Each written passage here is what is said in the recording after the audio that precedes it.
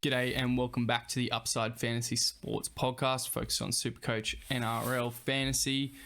This is the TLT Blitz, smashing through the TLT, calling out any waiver pickups, any ins and outs you need to be wary of to manage your draft team to success. Boys, it's round 20. We are at the absolute pointy end. You should have 3 regular season rounds left, including this one. So 20, 21, 22, then it should be finals. If you don't have it that way, if you've got 4 left, that's tough. If you've got only 2 left, that's tough too. But you're better off having 2 than 4 because the restings in round 27 can be pretty frustrating and not a fair representation of sort of the best team overall sometimes to some extent, depending on who gets rested. But let's crack in. No dilly-dallying today. There's a bit to get through. So we've got... I think there's 7 games on the slate. The first one is Raiders v Warriors. Forgot to do my little notes here, but the main thing is Jamal Fogarty is back. So if he's been dropped for any reason or if he's available, please grab him. It's going to be tough to trade a guy with only 3 weeks left, and I'm sure he's been stashed and owned. But yeah, there's just, you never know what he could provide in terms of coverage or trade value. However, if you are trading this late in the season, you need to be careful that you're not colluding with people who are out of touch or whatever. So yeah, just be cautious on that front. Nothing else stands out to me. I always save some time on the Raiders. I will say Matt Timoko has one of the best runs home statistically, which looks good.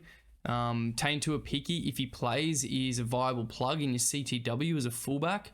Like him here, but I just don't know how long CNK's out for. It was said 2 to 3, maybe 4 weeks. 4 is great if you can get Tane, but with the bye last week, maybe CNK's back next week. So, or does RTS push to the fullback spot? I'm not sure how it'll work. We do like seeing RTS at wing though. If you do own him, or if he's available in any way for a low end trade, this is a time to grab him. Potentially he gets through a little more work, which just brings his potential ceiling up a little bit as that floor lifts.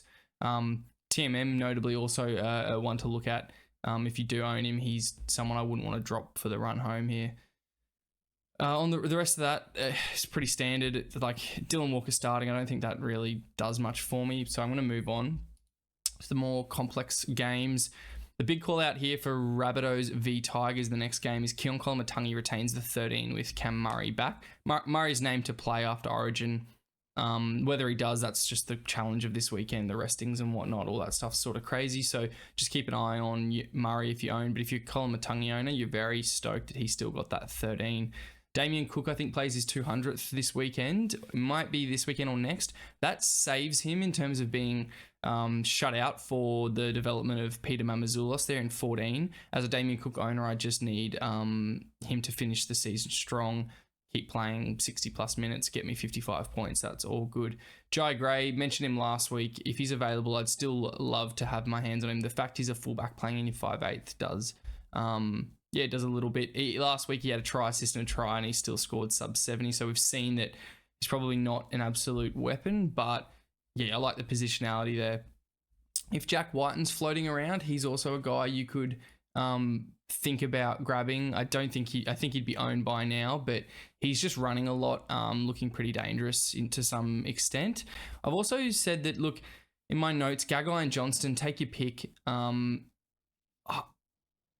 The Rabbitohs are just scoring points, and that's their team's sort of settled. That's who they're scoring points with Wighton and Walker. It's just working for them for whatever reason. So, I mean, if you're coming up to matchups and you're in deeper leagues and you've got 4 CT dubs, I seriously think Johnstno and Jacob Gagai any given week, especially this weekend against the Tigers, they're fine starts. They're definitely guys that you hope hit some upside. So there's risk involved, but I said last week, I think that Gagai, he just seems to be the beneficiary of Cody Walker's right edge, and Jye Gray seems to be able to facilitate the movement out there, the shape that they're throwing. So I think that works quite well for him. So yeah, Gagai and Johnstno, take your pick. I think they both will hit upside at various times. The Bunnies have a pretty good run home that should be mentioned. So, if you're desperate for a CT dub, you could do worse than those two, I think.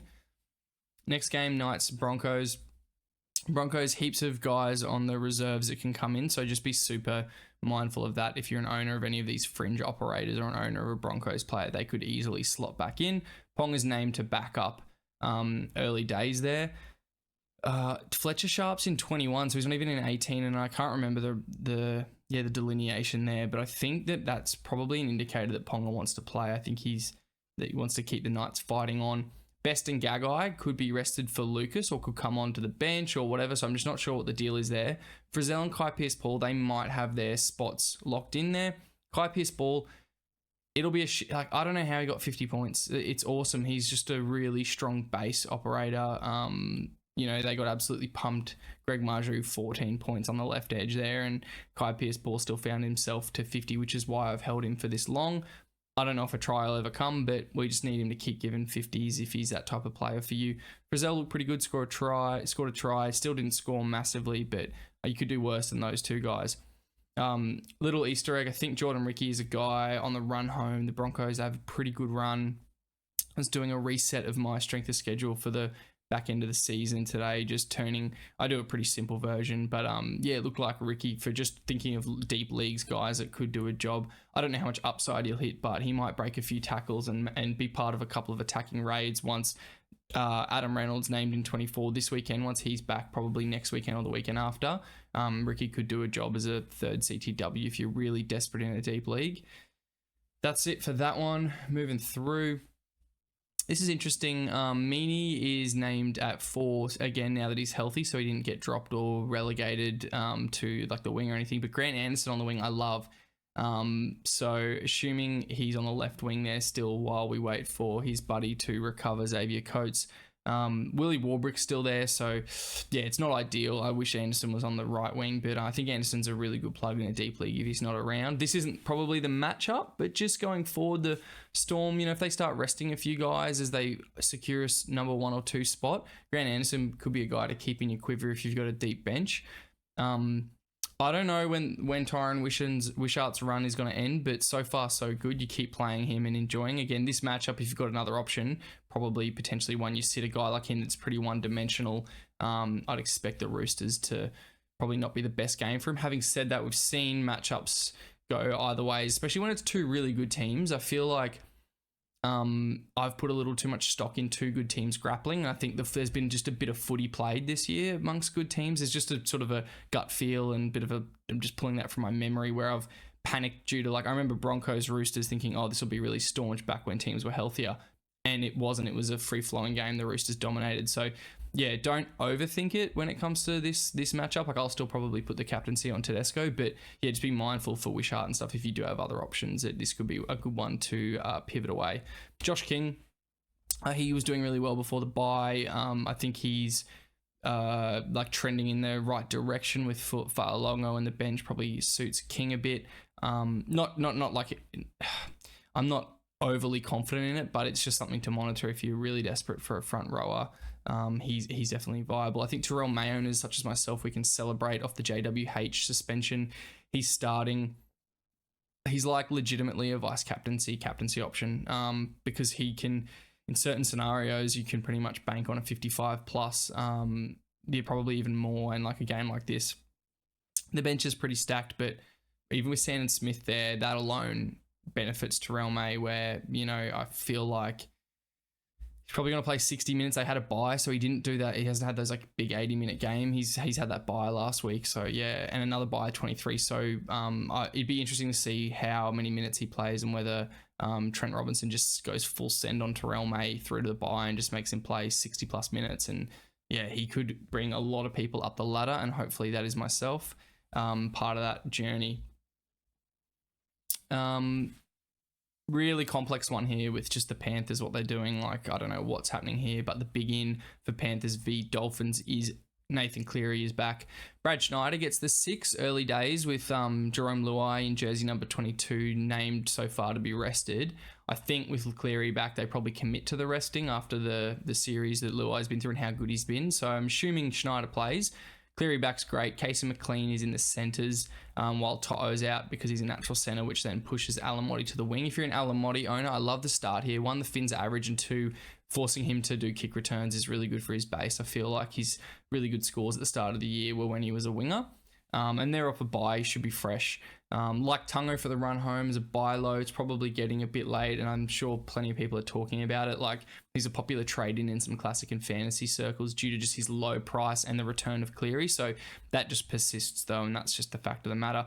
Laurie in one, but Isaiah Yongi, who plays fullback, is in number 18. So if Laurie can't go because of that injury that was, his hamstring injury, I assume they might finally blood Isaiah Yongi, who by all accounts is a bit of a weapon. Not sure how it would go, but it'd be a good game to do it. And in a similar fashion, if Hamiso Tabuai Fido can't go, but this is first game on Sunday, so look, there's 5 days, and depending on how Wednesday goes, that the Dolphins might just want Hammer out there to improve their position. But Trey Fuller is actually in 17, so he's not in 18, he's in 17, which is pretty interesting. So yeah, for a Hammer owner like myself, it's a bit confusing. Not sure how that'll play out, but being named is a good start, whereas To'o not named, not as good of a start in terms of managing my back line there. But as a big boost for my back line is Nathan Cleary. Highlighted Sorensen and Garner because Garner is back, but remember, Garner will lose his spot to Liam Martin once Liam Martin is recovered from Origin. So don't want you to spend all your bickies on Garner, but I love him this weekend just as a guy who can get probably off freeze to do a job in your 2RF against a Dolphins team that I just don't think will have the mettle to go with the Panthers, with Cleary returning and even Schneider doing a job there. So like Garner. Sorensen, if he's available, I think, should be owned. I doubt he is available, though. Pretty interesting bench, too. There's Trent Talau, who was playing a bit of hooker and a bit of... did he play a bit of half? I can't remember if he played a bit of half early on when there was a bunch of injuries. I think he did. So it's interesting at 14. Then Luron Patia, I've never heard of in 17, is interesting as well, when you'd think they'd run someone else out there. So expect probably pretty solid minutes from Lindsay Smith because... the captain, what's his face, is not there, Isaiah Yeo, so that kills my classic and NRL fantasy teams where I have Yoey. So Matt Eisenhoth, I don't think he'll do that much. I'm sure he takes a sting out, and Lindsay Smith, if you own him or he's available, he's a really good plug this weekend because I expect him to come on up to 20 and play majority of those minutes. And probably Liam Henry gets a fair crack at it too with his minutes. So nice weekend for those guys. I'm assuming, can't guarantee it, but that's my assumption. But yeah, as owners of these guys, just keep your eye on team lists on the Sunday. You never know. Luai and To'o could come in. Martin could come in. Doubt Martin. Probably, doubt To'o and Luai. Next game is Manly Titans. Manly absolutely whipped up the Knights, which killed my matchup last weekend, unfortunately. Hate to see it, hate to experience it. Really weird one here with Brimo going to the reserves, 18, and Kini to fullback. Pretty odd one. I'm not going to try and speculate what's going to happen. I just think if you're a Kini owner, be wary. If you're a Brimson owner, be wary. It's super weird. Not sure what's going on there. Tommy's back at fullback after a big game, and Lehi Hopewade, he from memory doesn't have the matchup this weekend, but I do like him for Manly's run home just as a beneficiary of the scoring. He's similar to Saab. I assume his floor will be pretty low, but they like scoring tries when they're rolling, and they do have a really nice finals run. So if you can get a slice of Manly's backline, now's the time to do it, except probably not Tommy Talau. I'm not overly interested with him as a centre. Nothing else really jumps out to me there. I just be really cautious, Kini and Brimson owners. I'm not really sure what's going on there. Maybe if Kinney's dropped, you can waiver for him and just a gamble that he's got it rest of season. That's like a really big risk. But if you're in the mood, like if you can afford to burn that ticket, you might score Kini. Maybe that's your one weakness and you're top of the table, and say you're a Latrell owner and Kinney's there. This might be the time to go for it and see if it sticks. It might not. Scotty Drinkwater and the Cowboys versus the Bulldogs. A huge reserve list there for the Cowboys, so be really cautious. I'm not going to make too many recommendations off that because I just don't really know what's going to go on there. Joshy Curran is the benefactor of, or the beneficiary, I should say, of Max King's injury, which is unfortunate for King owners, and Sam Hughes. Don't think he's a play, but it is interesting for Classic and stuff where maybe he gets a little more minutes. They've been sort of monitoring him all season, and we're at the pointy end. Maybe they just let him loose, and he might have some viability, especially in Classic and Fantasy, but I'm not sure about Draft. We have to monitor that. Jacob Preston named, and he's one of the guys I've got as a big target for the back end. If he's sort of floating around on waivers, I would waiver for him. I just think if he keeps the spot, plays 80, I don't know if he will. I assume he does, but if especially with Man at lock and like that bench, not sure anyone takes edge minutes from him, but especially with Max King gone. But Jacob Preston has a really good run home. So do all the doggies. Connor Tracy, I believe, just to give you a little teaser, I think he has a good matchup this weekend. He's also a guy I like for the run home as a fullback. You can play in your CT dubs. Look, I don't think he's going to, destroy worlds or anything. And unfortunately, he's been a little less reliable than I'd like in terms of like a health and HIA perspective, just from watching. I'm sure he hasn't missed tons of games, but just watching him, there's been a few lying on the ground, winded and wounded, that stresses you out as an owner. But the fact you can plug him in into your centre wing for this run home as a fullback for a team that's humming is pretty cool. So hopefully he goes well this weekend. But yeah, the big call out for me is Jacob Preston and Josh Curran owners. Hopefully we get him at 65 minutes and giving us 60 points. That's a wrap for the games. Feel like it was super quick, but that's that. I'm going to hammer through these questions. I've got a couple, so appreciate everyone submitting questions. First one here. Managed to pick up both Atkinson and Reynolds last week from waivers to cover for Hines. Well done, mate. That's a big win, especially Atkinson, I think.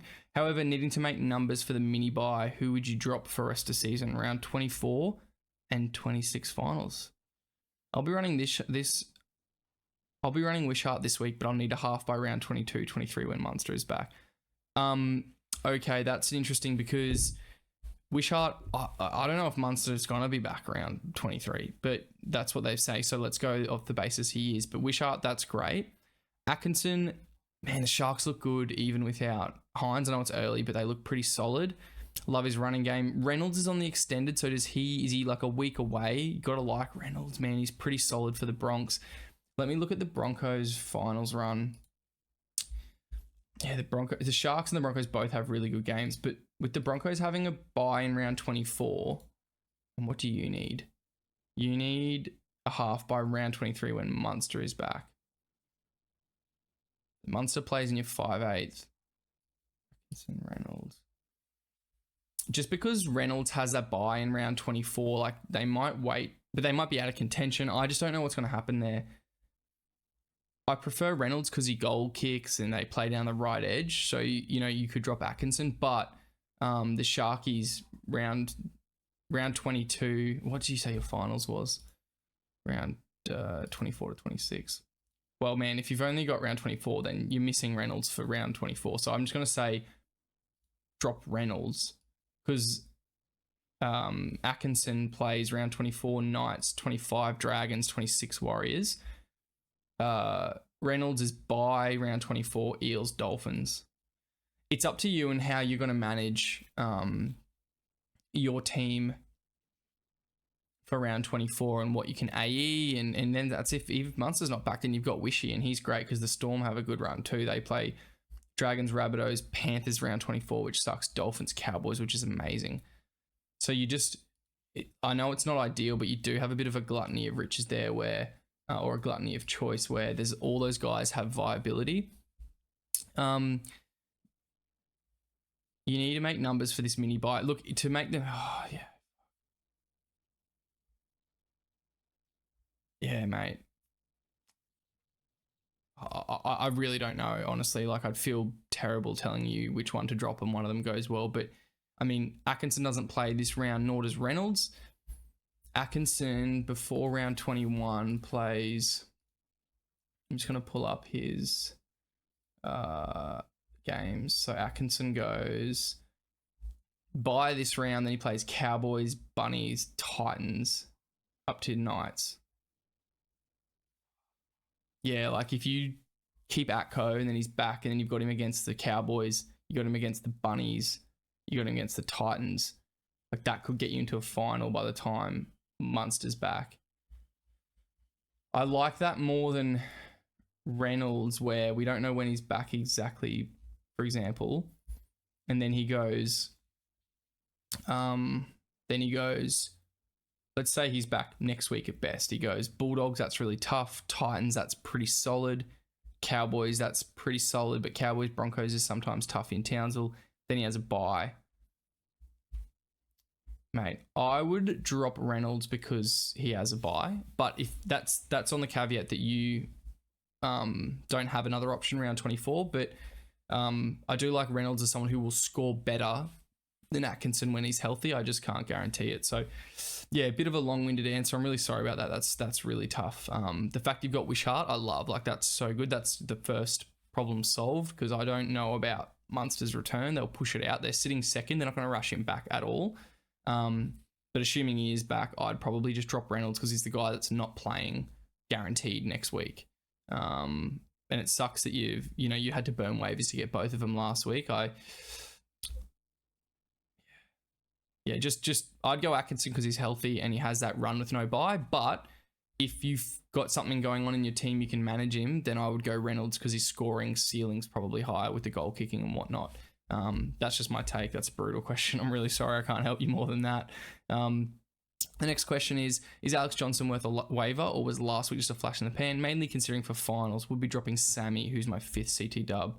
It's a great question. I mentioned 2 really good, tough questions. I mentioned Alex Johnson in the team lists. I think it's a flash in the pan in the sense that he's obviously super reliant on tries. We've seen tries where he only hits 50. And you're right. In that finals run, the Bunnies go 23. They go Storm, which is tough, but then Tigers, Knights, and then Panthers. I wouldn't waiver for him. I'd rather fill Sammy because he goes Broncos, whatever, but then he goes Sharks, Dragons, Roosters, Knights. I'd go Sammy over Johnson because at least Sammy's got base and the kind of he's playing. And now that Foran's on the right edge, I think the right edge gets a little better ball. Not tons, but just a little better ball. Yeah, I don't think he's a waiver, Johnson. I think he's the same as Jacob Gagai, where they're free agency pickups with a bit of upside. Guys, that'll do it. Thanks for submitting questions. Really appreciate it. I'll be back with the matchup potty tomorrow at some point. Cheers, guys. Have a great night.